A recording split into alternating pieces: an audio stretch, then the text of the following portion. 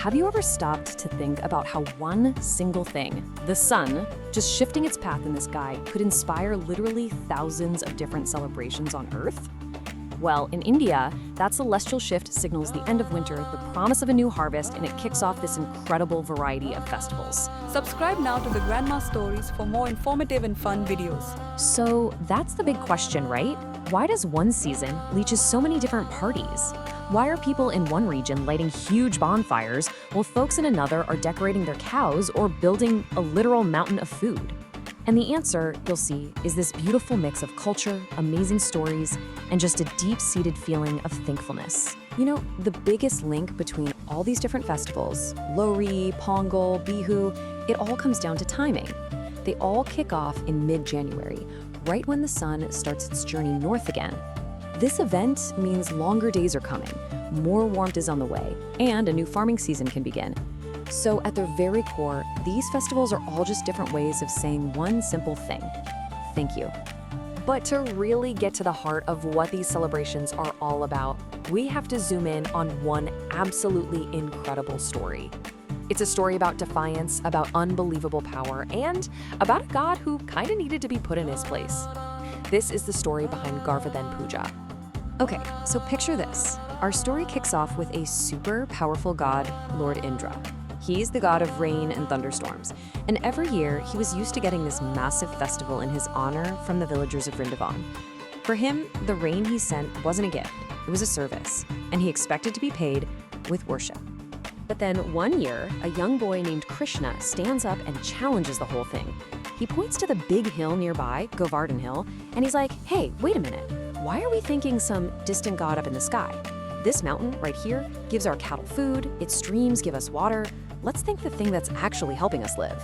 And you know what? The villagers thought that made a lot of sense. So they gave all their offerings to the hill instead. Well, you can just imagine Indra watching all of this from his perch in the heavens. And he is furious. We're talking a seriously wounded ego here. He didn't see it as the villagers being thoughtful. He took it as a major personal insult. So he decided he was going to teach them a lesson and unleash his full power on this little village. So Indra unleashes these torrential, devastating rains and thunderstorms that threaten to just wash everything away: their homes, their animals, their lives. The terrified villagers run to Krishna for help. And what happens next? Well, it's one of the most iconic, legendary moments in Hindu mythology. So Krishna, totally calm, just walks over to Govardhan Hill, and with his left little finger, he lifts the entire mountain up into the air, just like that, holding it over the village like a giant, perfect umbrella. Every single villager and all of their animals scrambled underneath, completely safe from Indra's storm. And get this wasn't just some quick afternoon storm. Indra kept his rage going for 7 whole days and 7 nights. And for that entire time, everyone in the village just lived peacefully under the mountain, totally protected by Krishna. Finally, Indra just gives up. He's completely stunned, totally defeated, and he calls off the storm. He comes down to Vrindavan, his pride shattered, and begs Krishna for forgiveness.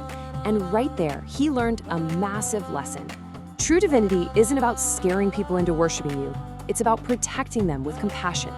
And that epic event is exactly why, even today, millions of people celebrate Govardhan Puja. They don't just retell the story. They reenact that moment of gratitude in a really spectacular, hands-on way. The main event is called Anakat, and it literally translates to a mountain of food. And that's exactly what it is. People cook up this huge variety of vegetarian dishes and pile them up, creating a symbolic version of the Govardhan Hill that saved their ancestors. It is a feast made of pure gratitude. And the celebration is so tangible. Families will make a small replica of the hill out of cow dung, which is a really vital, life-giving resource in a farming society. They decorate it with flowers and grass, cook up dozens and dozens of dishes, and offer this amazing feast to the hill, basically reliving that original moment of thanks. So that's one amazing story from one part of India. But remember our question from the beginning? Let's zoom back out now and see how that exact same spirit, gratitude for nature, for protection, for just having enough, shows up in totally different ways all across the country. And right here, you can see it all laid out so clearly. Govardhan Puja has its mountain of food. Pongal has its overflowing pot. Lohri has its bonfire. The rituals are different for sure, but look at what's being honored. Protection, the sun and earth, the end of winter. It's all the same core message. Thank you. Up in northern India, you've got Lohri, which is all about the bonfire. Everyone gathers around, they sing, they throw little snacks into the flames. But that fire isn't just about keeping warm. It's a powerful symbol of the sun's energy coming back, a prayer for the new season, and a bright light pushing back against the winter darkness. Then you go way down south to Tamil Nadu and you have Pongal. And this is so cool. This day is dedicated entirely to the cattle. I mean, these animals are the backbone of any farm, right? So they get treated like royalty. They're bathed, their horns are painted bright colors, and they're decked out in flower garlands. They're being honored as true partners in the harvest. And this is just such a beautiful parallel. That mountain of food from the Govardhan Puja story, you see the same idea in the main ritual of Pongal. A pot of fresh rice and milk is cooked until it intentionally boils over.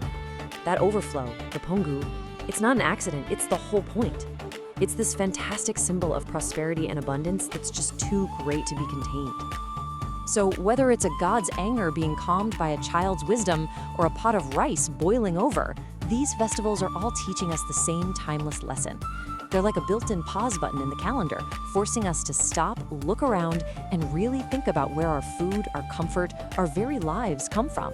These traditions remind us that being grateful isn't just a feeling we have inside, it's something you do.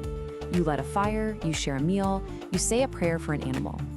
The harvest gave them their reason to give thanks. So the question these ancient festivals kind of leave with us today is, what gives you a reason to say thank you?